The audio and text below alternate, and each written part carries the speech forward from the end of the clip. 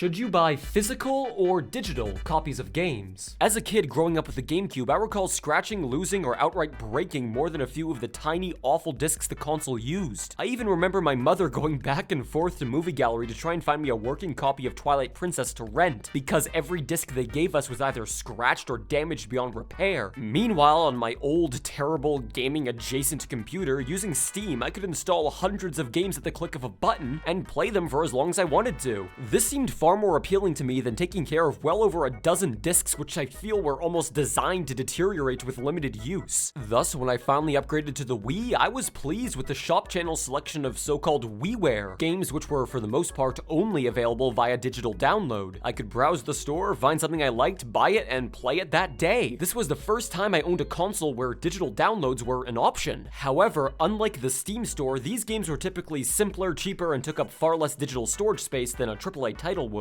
This didn't attest to their quality per se, but more so their content, replayability, and overall sense of accomplishment from being played. Many of these games were simple platformers, time wasters, or basic concepts, often costing around $10 or less, yesteryear's equivalent to many of the games found in the App Store on your phone. And of course, the Virtual Console offered past titles in their full glory, giving the options from the NES, SNES, and N64 for more official, complete-feeling Nintendo games. However, anytime I wanted a modern, full game from Nintendo, like Smash Bros. Brawl or Skyward Sword, I'd have to convince my parents to take me to Walmart. I always wondered, why not let me buy full games digitally and let me download them like I could from my PC? Doesn't it cost more to manufacture discs and boxes than ship them off to third-party realtors to sell them for you? Wouldn't going full digital make things easier for everyone? Flash forward to today, and that seems to be where we're headed. If I want a game and I have the money for it in my bank account or even on PayPal, I can simply turn on my Nintendo Switch, look it up, and buy it. Then a few minutes of downloading later, it's done and ready to go. No chance of my disc not working, no risk of brick and mortar being out of stock. I, as the consumer, effectively impulse purchased a $60 AAA title all without leaving my couch. Nothing wrong with that, right? No, not for me anyways. As someone who lives in a big city with a bank account filled with enough income to pay for high-speed internet and the foresight to order a large enough SD card to contain a several gigabyte download, which was delivered to my front door in under 2 days. This is the best case scenario for the digital download argument. I am exactly the kind of consumer who could line their entire game collection digitally, without a second thought as to the logistics of those purchases. However, this is not the case for everyone. Whether by choice or circumstance, many people live in areas where connection speeds are rivaled by carrier pigeons. Plenty of people may have cash on hand, such as an allowance from their parents or by medium of their career, but no bank account to make digital purchases with. And even down to the most basic of problems, digital games inherently take up more storage on a drive than physical, meaning those who could otherwise simply download any and all of their titles must elect to use physical copies simply due to a lack of storage space. And yet, for the most part, anyone who owns a modern console likely has ways to jump these hurdles. Many libraries and restaurants offer free Wi-Fi, although the practicality of doing this with an Xbox may be questionable. Gift cards can be bought at convenience stores to convert cash into credit, and expandable storage, at least on the Switch, is simply a matter of upgrading the easily replaceable micro SD card. So if the number of users who could buy their games entirely digitally is constantly increasing, why do cartridges and discs still hold such value for both consumers and corporations?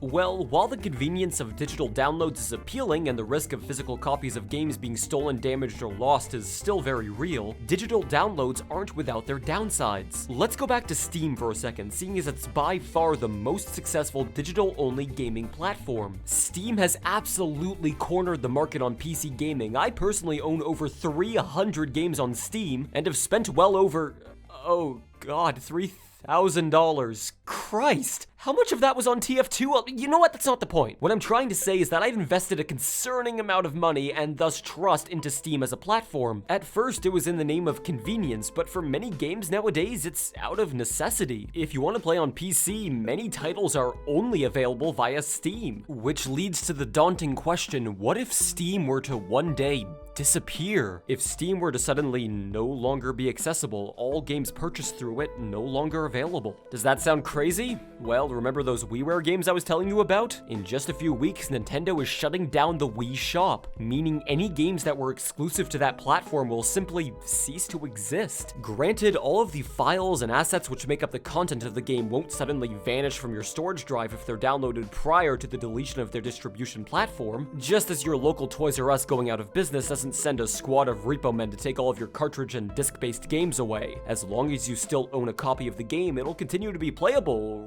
right? Well, not necessarily. Some titles rely on servers or updates to continue to function as intended, and in the most extreme cases require constant internet access simply to access the content you paid for. If those servers go offline, that game becomes effectively extinct. Not to mention any new players who may stumble across old games on long-since-dead distribution platforms may find themselves entirely unable to partake. Look at Scott Pilgrim vs. the World, a solid beat-em-up game based on a franchise that I personally love. However, I just so happened to get into Scott Pilgrim a short while after the game was taken down for licensing issues from Xbox and PlayStation's online-only marketplaces. And with no physical copies of the game in circulation, it effectively only exists nowadays through illegal emulation. And even then, with companies like Nintendo cracking down on ROM and ISO distribution sites, many games that had highly limited physical availability or were flat-out digital download only are under risk of disappearing from the world entirely. So is that why physical games still exist? The perpetuated preservation of physical, thus playable pieces of the past? Well, I'd argue that's one of the biggest reasons they should continue to exist, but let's not get ahead of ourselves. There are reasons with far less gravitas than the inevitable waves of time crushing all footprints left behind by media. For instance, if you were to buy a physical copy of a single-player game, after beating it, you could loan it to a friend or even sell it back for store credit. Except many modern games use DRM to ensure only the original owner of the title can ever play it, so I guess that's not quite as common a practice anymore. But hey, buying a physical game on the day of its release lets you play it instantly instead of waiting for a lengthy download to get started, right? But then again, nearly all AAA games will have a day one download to include new content and fixes to bugs discovered after the game went gold. Black Ops 4, for instance, required a 50GB download on the day of its release, which nearly matched the file size of the game itself. And many games can be preloaded when purchased digitally, meaning the game can be downloaded and ready to go long before it even officially releases. Well, still, it's worth going through a day one download just to save up on some storage space. After all, at least 90% of the game will already be on the disc, right? Well, it's common practice now for discs to be more of a golden ticket to grant the player access to the game, rather than being the game itself. Red Dead Redemption 2 famously required 100 gigs to be installed, regardless of if you purchased it digitally or physically. Granted, as games get bigger and more complex, the cost of the storage medium it's sold on goes up as well. Eventually, it becomes cost ineffective to pair every $60 game sale with what is effectively a high-density storage device, when you can simply sell the user the license to download and play the game and let them handle storage capacity themselves. The more I think about it, the line between physical and digital releases of games is steadily blurring. Considering that nearly all modern big-budget games are expected to receive constant updates, DLC, and content, the days of companies simply releasing a finished game and never touching it again are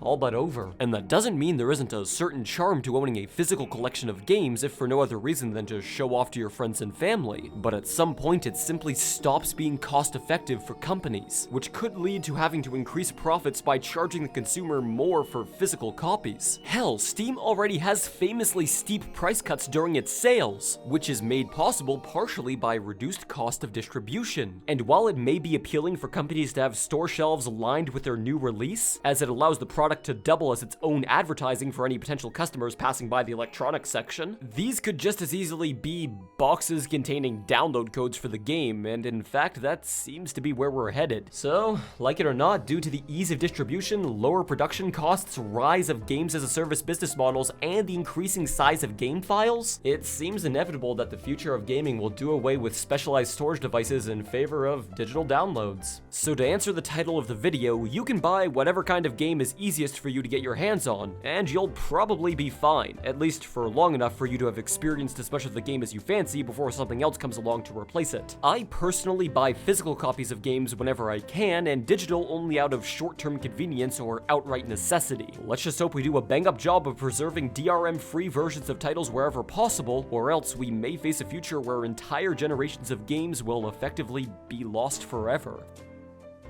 Hey, I know I've never really done a video like this, but if you like this kind of editing style and topic discussion, let me know in the comments below. Also, you could follow me on Twitter if you fancy. I post cat pics and the like. Either way, thanks for watching, and take it easy!